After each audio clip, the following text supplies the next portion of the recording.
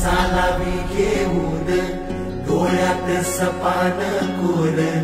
दीन दुःखाची गाऱ्हाणी मांडावी देवाच्या मोर आस उरात खंड खावल न्यायाला दिशा भेदभावाचं सुटल तोडणी मिटल